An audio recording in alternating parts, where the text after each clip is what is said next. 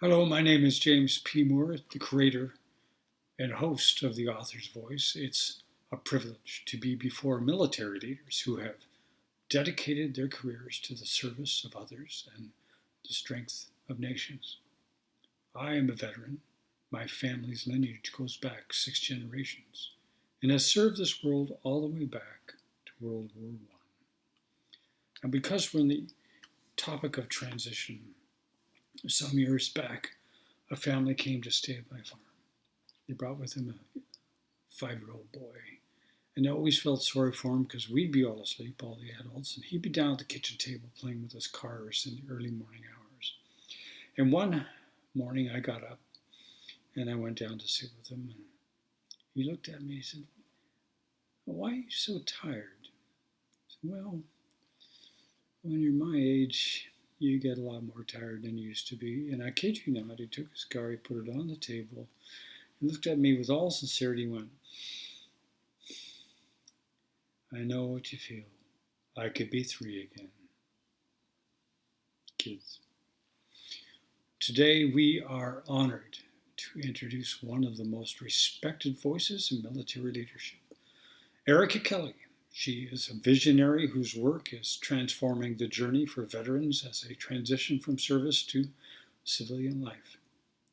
Her dedication and innovative approach have unlocked incredible potential within our leadership veterans, helping them leverage their unique skills, their discipline, and experience to thrive in new arenas.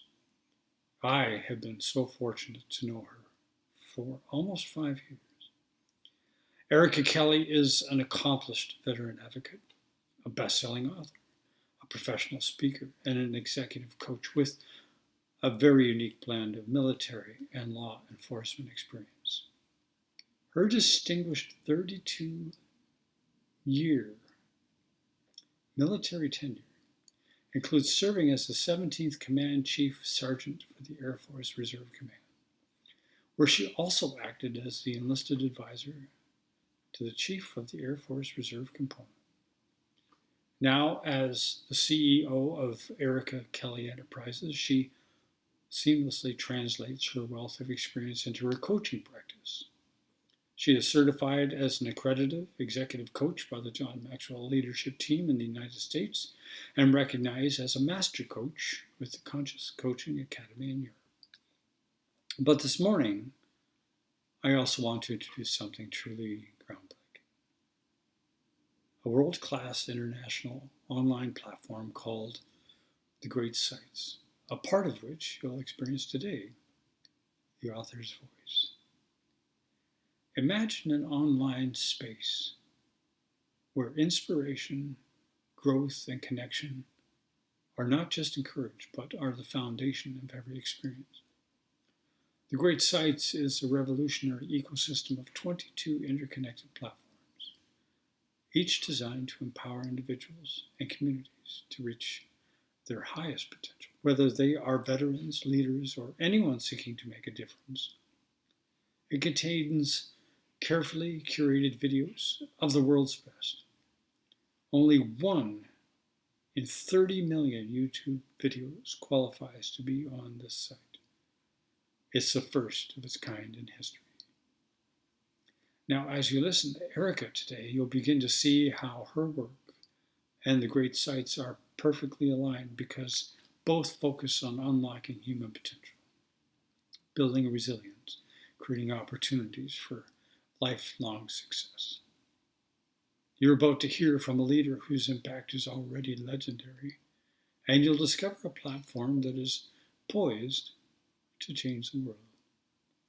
Ladies and gentlemen, please join me in welcoming our distinguished guest, Ericka Kelly, and prepare to be inspired by what's possible when we invest in the greatness of those who serve and the power of ideas that unite us all. Thank you so much. It's interesting because sometimes I am in rooms where I don't know everyone. And the uniqueness about this room is that you were invited, and you were invited because of the respect and admiration that I have for you. And it gives me a point of comfort, if I can say that word, right? Sometimes we say, don't be too comfortable. Well, my friends, in this room, I do feel comfortable because you are here with me. So I appreciate the introduction, James, and I'm looking forward to the questions you have for me.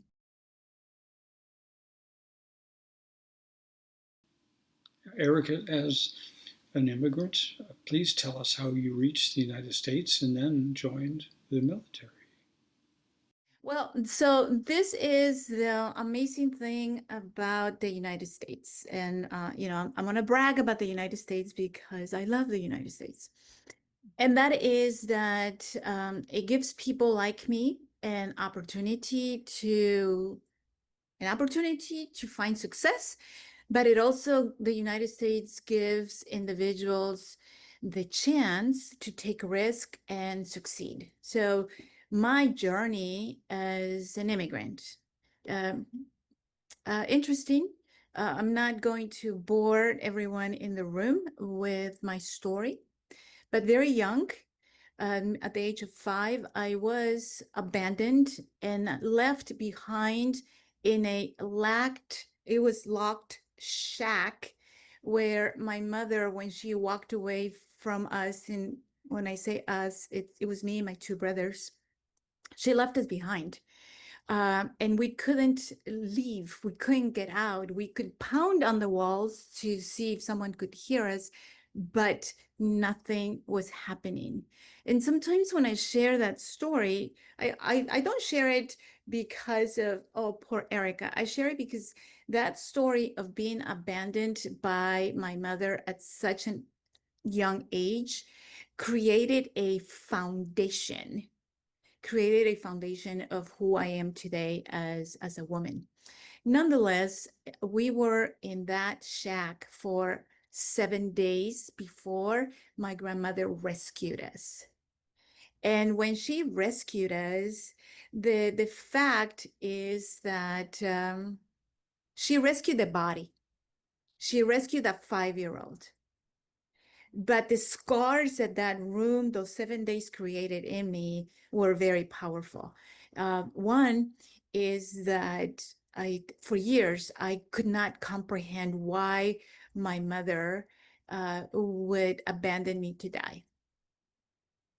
And that created anger. And to a point in different parts of my life, it created hate towards my mother. I also, those 7 days of me being 5 years old and thinking that I was going to die, not even thinking, I was sure that I was going to die. I can tell you now, after facing death multiple times in my life, or maybe death has been a companion of mine through my life. That was the first time that I encountered that companion, or that I understood that companion at 5. So my grandmother takes us in, and at the age of 12, there's this huge earthquake in Guatemala that makes the news all the way to the United States. This is in the 76, huge earthquake. My mother uh, decides, don't know, she makes the command decision to go back to Guatemala. And when she does, she sees the conditions that we're in, meaning homeless. We had 4 sheets. That was our shelter, 4 sheets in the middle of the street because we lost everything. And when she sees those conditions, she makes the decision to bring us to the United States.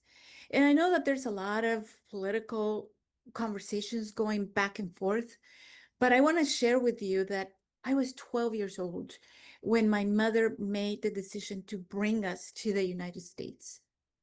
And when she made the decision to bring us to the United States, we walked to the United States. We walked 1,500 miles. And in that journey of going through Mexico, uh, my brothers and I, and also my mom, we faced danger. We also experience compassion. We also experience the goodness of people. We experience people breaking literally their tortillas that they had to feed their family, but now they had the four of us and they cut their tortillas to make sure that we were fed. Now, some people ask me, how long was that journey? I have no idea. I was 12.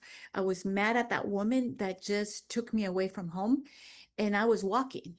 And the only thing I can tell you is that I have memories of begging for money, of walking, of sleeping on the side of the road, of of experiencing cruelty and experiencing companionship all at the same time. So when we got to the United States, I realized two things, James. I realized that I needed to assimilate to the culture, and I needed to do it in two ways. I needed to learn the language, and I needed to educate myself. So I knew at 12, don't ask me how, that education and learning the language was going to help me assimilate to the culture, which then drives me to beginning to love this nation, beginning to respect this nation. Life didn't stop kicking me because I was in the United States. God, life is complicated. And I saw myself in a situation of survival in the United States. And that is what drove me to look at the Air Force as a venue to literally save my life because of the toxic, really violent environment that I was in. I needed to get out. And so it's everybody, and everybody that has served in this room knows that we all have one reason, the primary reason of why we went into the military. And for many years, I lied. For many years, I said that I went into the military because of opportunity. That's true. I said that the military was going to help me with education. That's true too. But here, I'm telling you that I didn't feel freedom inside the military. And now as a coach, until I started telling the truth. And the truth is that I joined the military to survive, to live another day.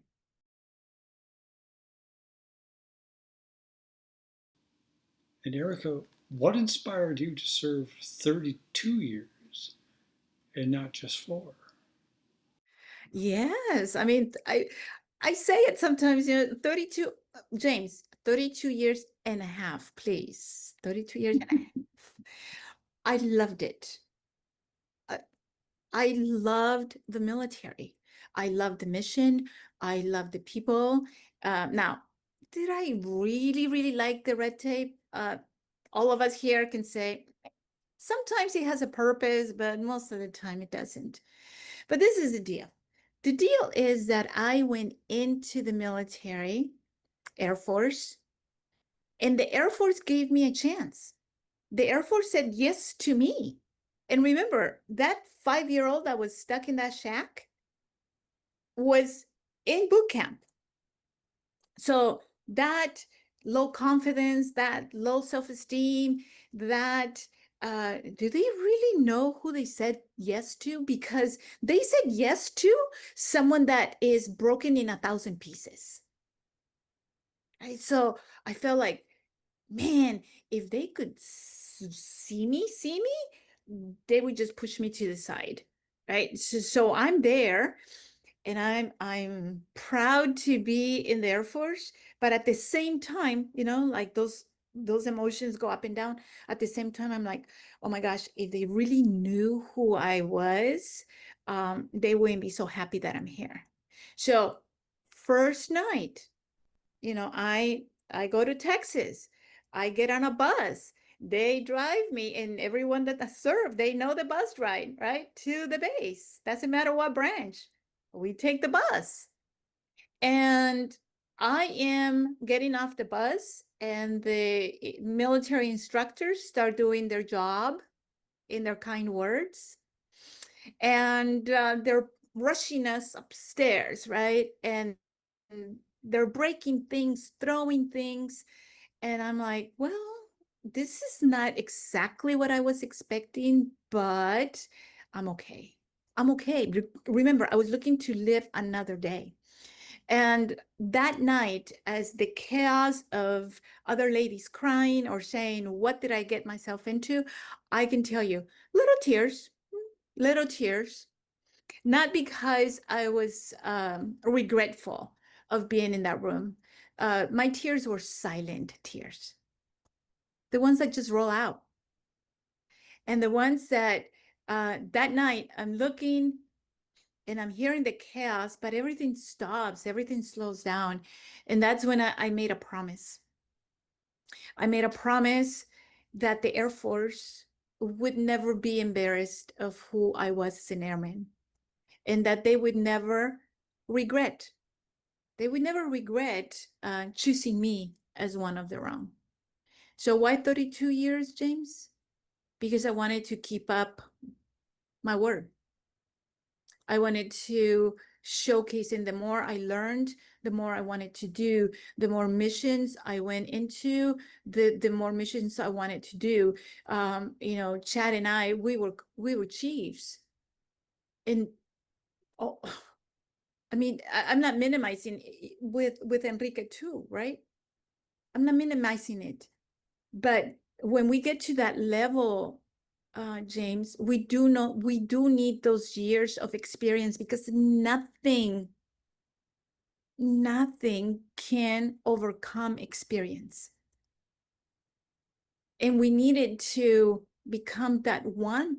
I mean, the people that serve in the military right now, maybe a little over 1%. But just a few months ago, it was less than 1% of the people that were serving, less than 1%.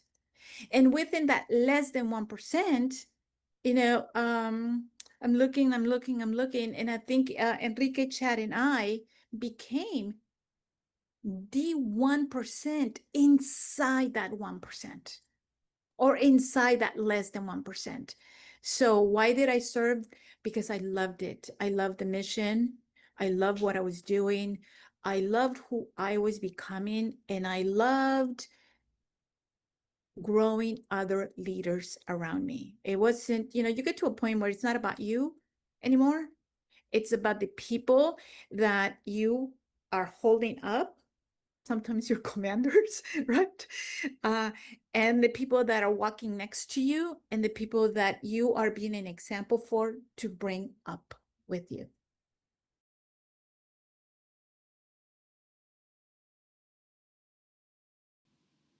During your service, there was a lot of programming and conditioning. What did you do to transition from it to your successful career today? Programming and conditioning. Yes, yes, and yes, and yes. That's something I fight every day. And Enrique's laughing because it's true. Um, mm, I can tell you, let me just tell you a quick story. Um, when every time I came back from a deployment, um, I needed time to reset my mind. I needed time to figure out who I was. My deployments consisted of being assigned to the Marine Corps, being assigned to the Army sometimes, and also doing my job as an airman, which was airback at the beginning of my career.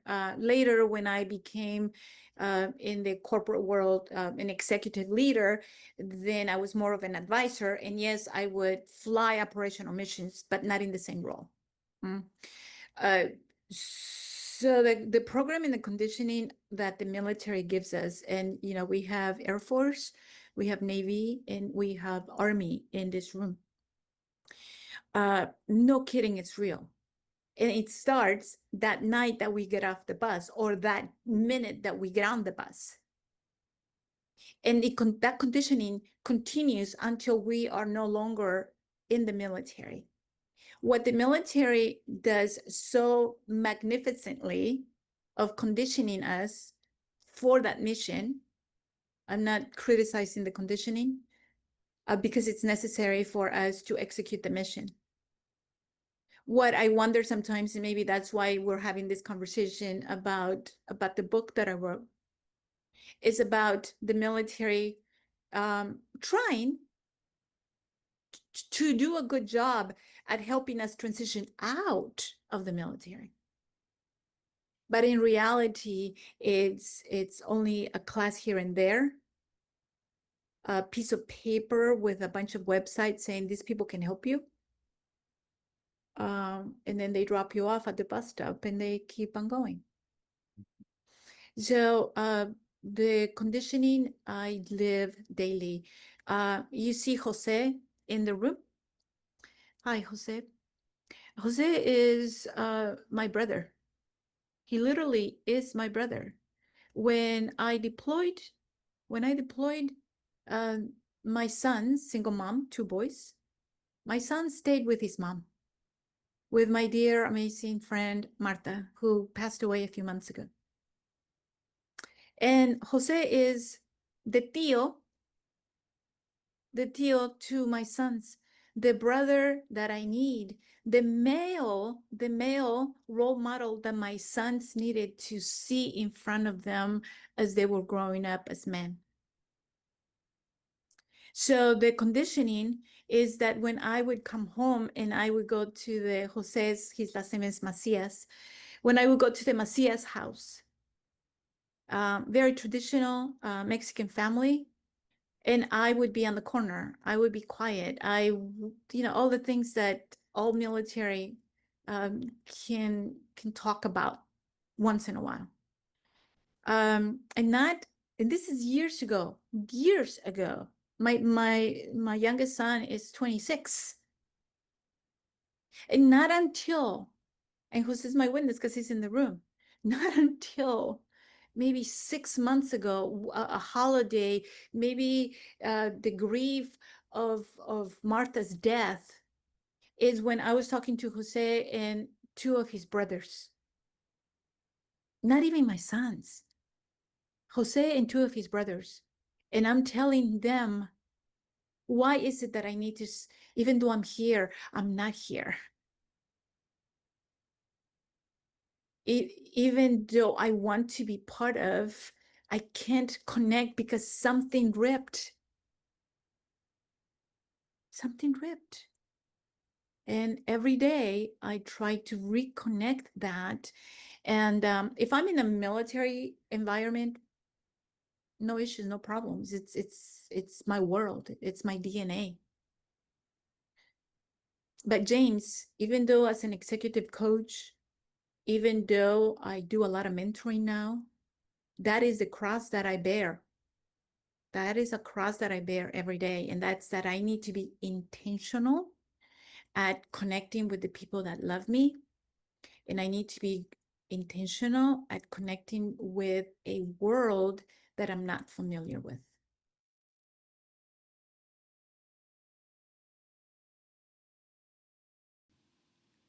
In your bio, you talk about being an executive coach, dealing with high-level business owners and entrepreneurs.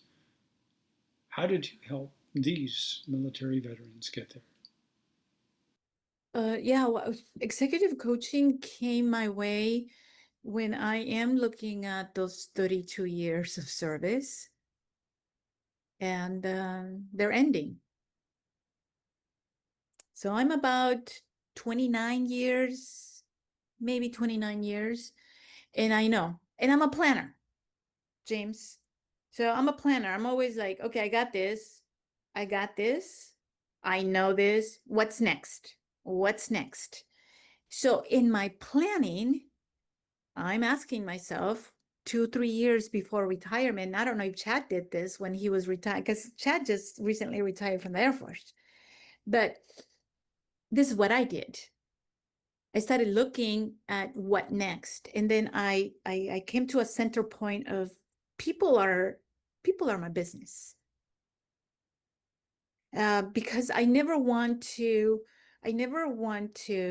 um, leave, in the Air Force, like maybe all the branches have this, we say we don't want to leave anyone behind. So I don't want to leave anyone behind that looked like me when I was trying to survive a toxic, violent relationship, that looked like me as a child that felt worthless, that looked like me when I was angry at the world because the world was not seeing me. So if I can help anybody overcome that, then why not coaching? Now, I say it now. In those days, I'm just asking myself, what next? So I realized people. And then the opportunity of becoming a John C. Maxwell coach and trainer came up, and I'm like, I think I can do this. And I invested my own money to be certified. I invested my own money to put myself outside of the uniform while in uniform. And once I went to that conference, I knew. I knew that was my new family. I knew that was my bridge. I knew that's where Teresa comes from, right? Teresa comes from that amazing Maxwell coaching family. And I knew it. I knew that that was my passion. And that was my bridge to transition.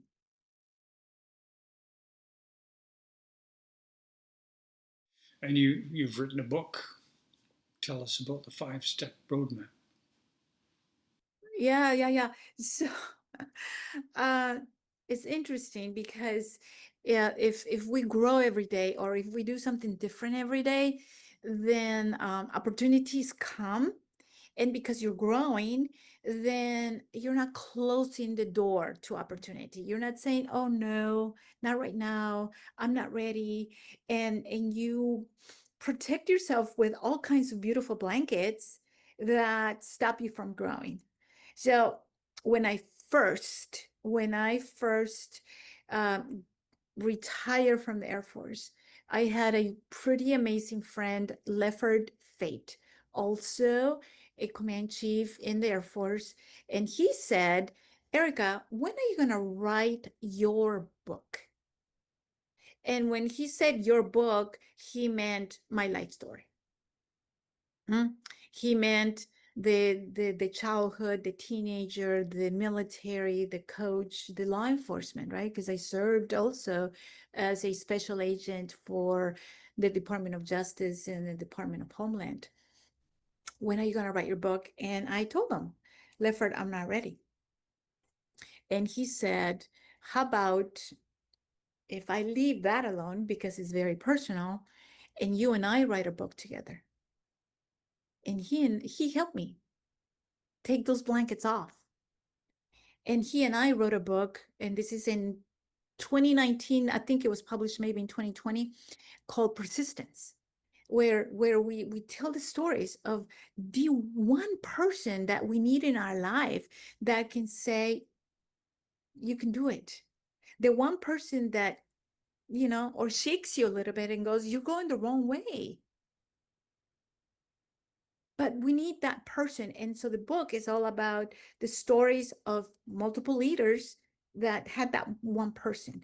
That I say that book because that book was the foundation for me to have the strength to write the book that you invited me to talk about, James, which is the book of us taking charge of our military transition.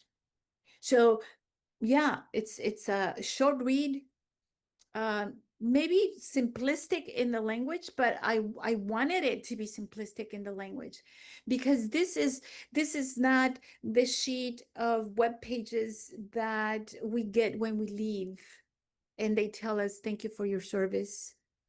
Or this is not going to a classroom where you have presenter after presenter after presenter telling you how civilian life is going to be after you serving 20, 25, 30 years in the military. And people that have gone through those trainings know what I'm talking about. It's crazy. Uh, my, my book is about getting to know ourselves, unlearning maybe, not not pushing away the military. Look at me. I'm bragging about the military. But just like I had to assimilate to the United States, I have to reassimilate now to a civilian life. We all do. So my book is about getting to know ourselves better. What is our mindset? What is our personality? Because we know no one can surprise you with your personality. But how is your personality being used to connect with other humans? Because sometimes we get stuck and we cross our arms and we go, that's just who I am. That is just how I am. So people need to just take it or leave it. And sometimes because we are transitioning out of the military, not all of us, but a lot of us take that attitude that the 99% needs to know us, that the 99% needs to speak our language. And brothers and sisters in this room, that's not true. The 99 will not assimilate to us. It's us with those programming and conditioning that James was talking about. We're the one that needs to unlearn, relearn, enjoy that beautiful chapter, but not live in the past and try to force that military life that we came from into our present conditions, because it's not going to work.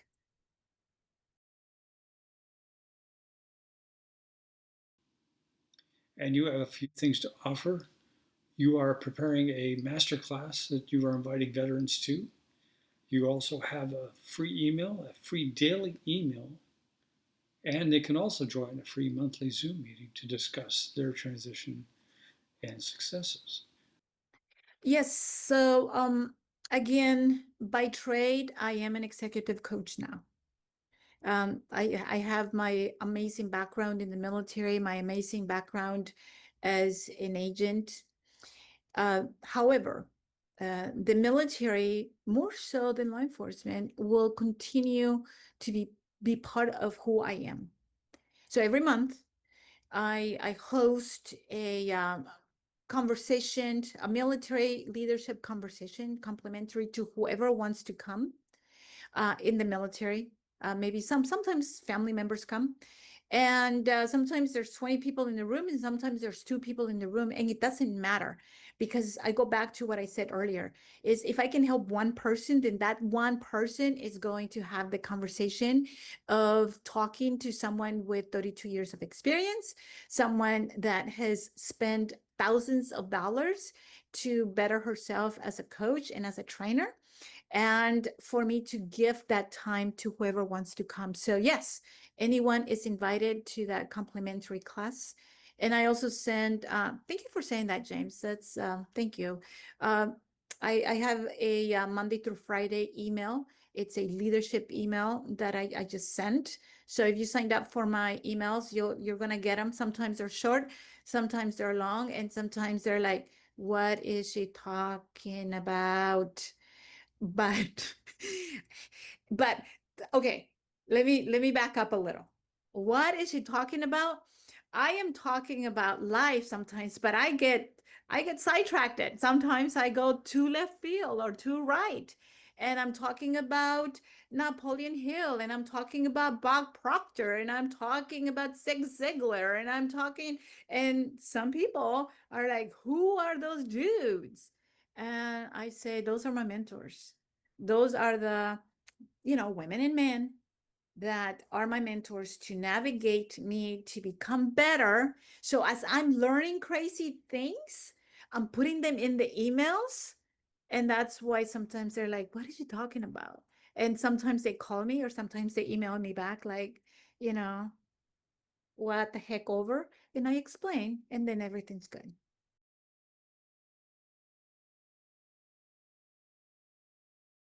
Miss Klein, my friend. Hello, hello. So, Erica, and this is one since I read your book that I've wanted to ask, and we always have something else to talk about when we get together. When I first started working for the Army as a very young engineer, and they put me in my test cell, most of the men in my test cell were Vietnam veterans. Mm. One of them, I found out he didn't speak to me for 3 years, and when he finally did, I knew that I was in because he was a tunnel rat, and so needless to say, he had additional issues. Um, the question that I have is, I'm sure as a young person, I didn't do everything I could have. What can those in the civilian world do to help that transition? What Well, environment can we give? uh, yes, I think that the in the civilian side, it's different being a civilian that works for the government Mhm, in a military environment and the civilian that works for corporate America. mhm, I truly believe that a civilian that works government um, speaks our language. They do. They might not physically be wearing the uniform, but they do get it, right? 100%, not mhm, 100%, but they do get it. So the transition, Teresa, that I'm talking about, being disconnected from the team and the boss leaving you and you having this naive notion that you're going to stay connected, it happens to the civilian community in the government as well. So that transition is something that I think both of us, you know, civilian and uniform, share. The transition then is on re right reforming your mindset, being able to really learn. And I know that I say it, but maybe in this room, it's not crazy, but relearning another language when we leave the military, civilian or not, we have to learn another language. And but can I say something about the Vietnam era? mhm, uh, Very two quick questions that happened to me, uh, well, maybe within the last year at the VA. I go to the VA, they're going to take some blood at the lab. I'm in line. I'm in line as they're helping the vet that's in front of me. As that person leaves, I'm making one step forward because I'm next. And just as I'm making my step forward, here comes this guy and just cuts me off. And I say, I'm next. And he turns over, looks at me, mhm, and he goes, You? I go, Yes, I'm next. And then I can see, I mean, you're the vet or you're a vet. He thought that I was the caregiver of the vet that just left, right? mhm. And I said, Yes, I'm the vet. And literally, I'm I'm telling you right now, inside there's fire that wants to come out. And my hands are coming up of let me show you, right? But I don't because I'm sophisticated and polished. And I say, Yes, I'm the vet. And he can't find me. He's one of those people in that era. Mhm. Sure. He never served with a woman. Yeah. He can't he can't find the file in his brain to find me or someone that looks like me. And then he gives me permission.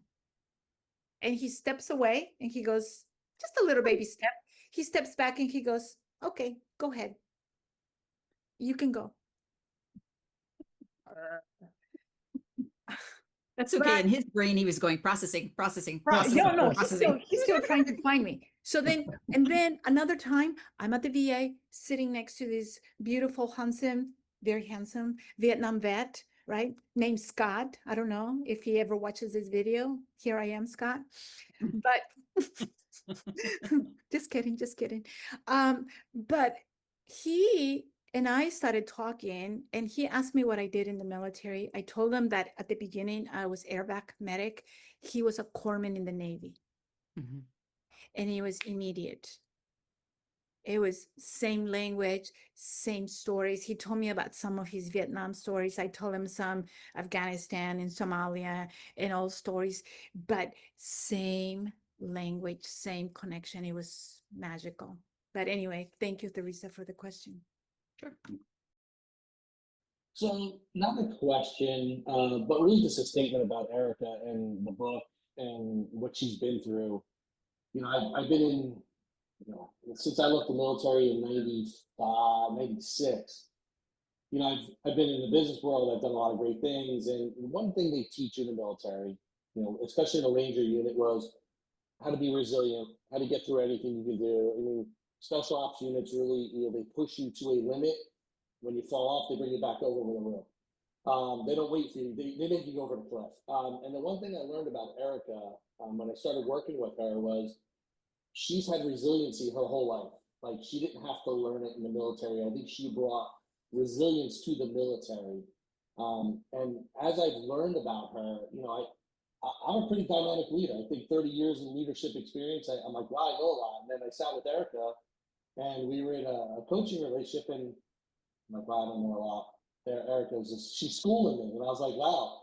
And I walked away and I bought these 4 additional books on the side over here. And I'm like, I got to follow Erica. I got to do more what Erica's doing. And, she's made me a better person, learning and listening to her story. And, when I think about what she's doing for veterans coming out, because I think I deal with a lot of veterans in what I do, and they don't know what's available to them. They don't know about the transition. And what she has done in this transformational book is brought resiliency to, I need to help them. Right. So I applaud everything she does. And like I said, I think she brought resiliency to the military. And it's every time I hear her talk, I'm amazed by what she's accomplished, what she does, what she still does. So really not a question, it's more of a statement. Thank you, Craig. Craig is, now let me brag a little bit about Craig, because I mean, well, this is the deal. Life is not easy, and we get three things. Three things are always happening. One, we just got out of something, or we're in the middle of something, or we're gonna get into something. But life is always moving. And again, Craig and I and Teresa, we're all in this coaching alliance environment.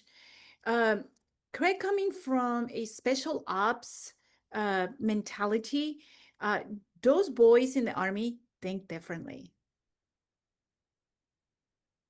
Say no more, right? They think differently. They think differently because there is no obstacle.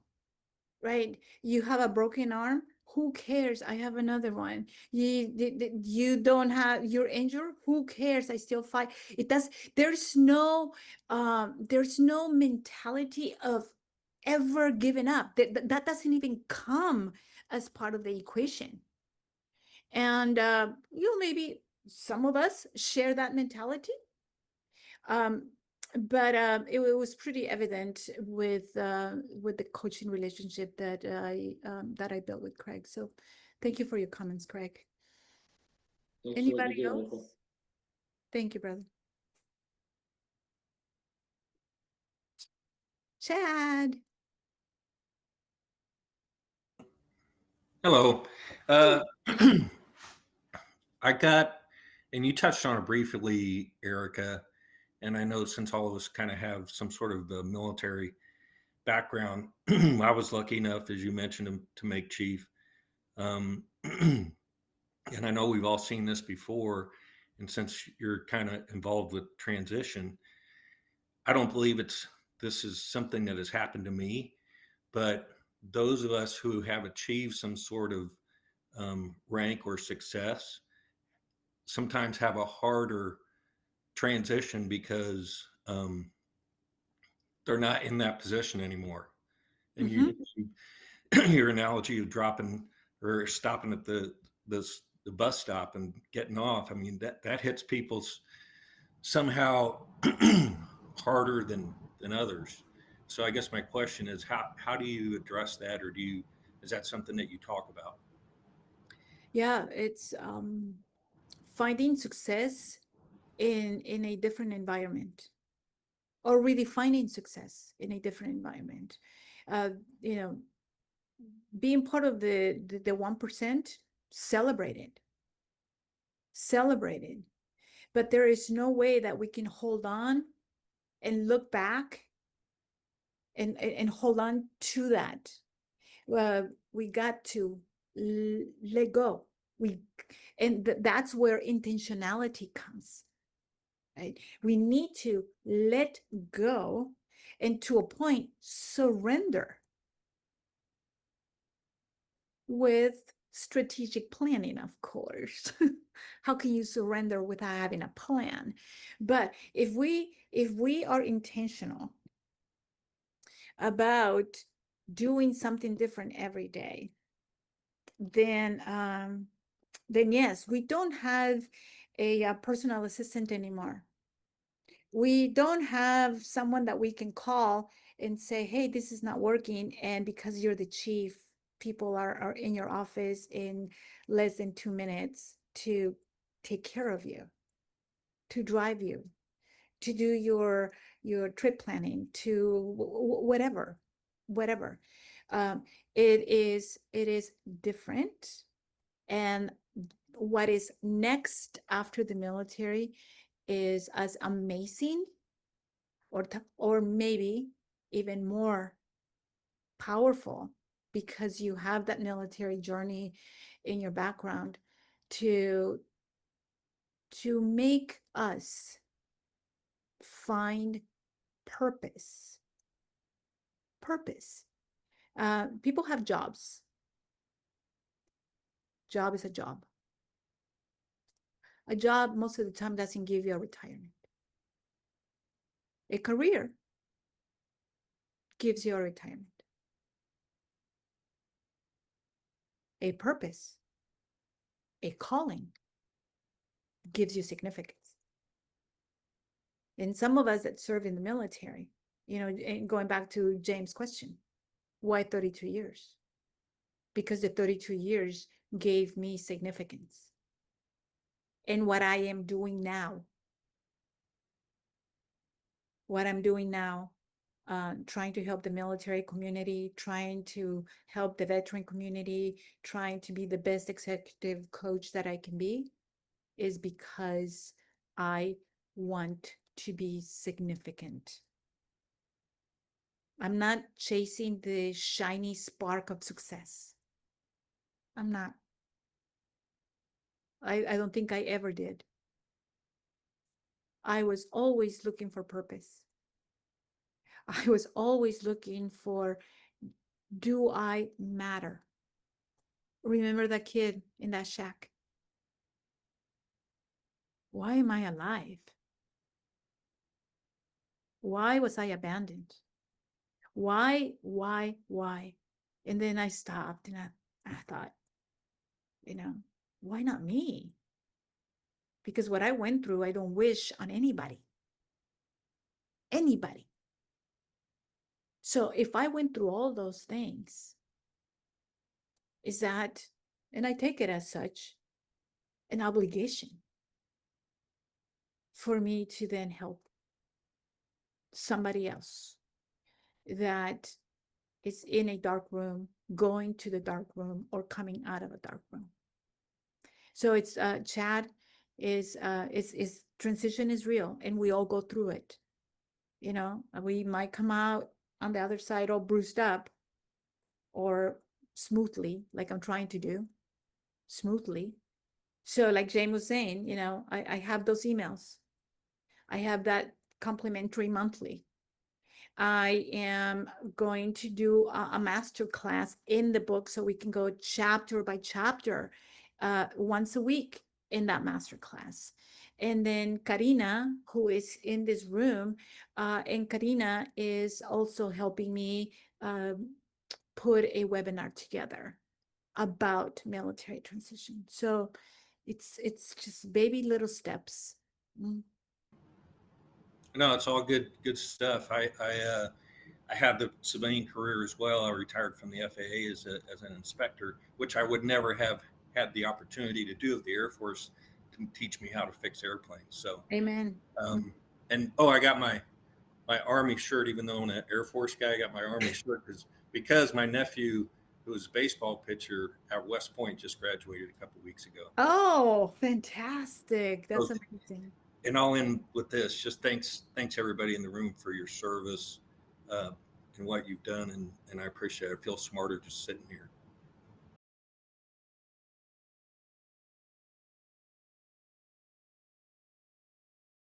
Well, thank you, Ericka, so much. And all of you, the world is truly grateful for your dedication, your past, and your future. It has been truly such an honor. In closing, I invite you to consider this moment as an opportunity to begin again, to see your own journey and the journeys of those you lead with fresh eyes and renewed purpose. Ericka has shown us what is possible when we honor the experience, the resilience, and unique abilities of our veterans, and when we commit to guiding them toward new heights in civilian life. But this is just a beginning. Each of you now has access to an incredible resource, not only Ericka, whose expertise and vision are unmatched, but also in the great sites, a platform built to empower leaders like you to make lasting impact in your lives, your relationships, your business, and your future.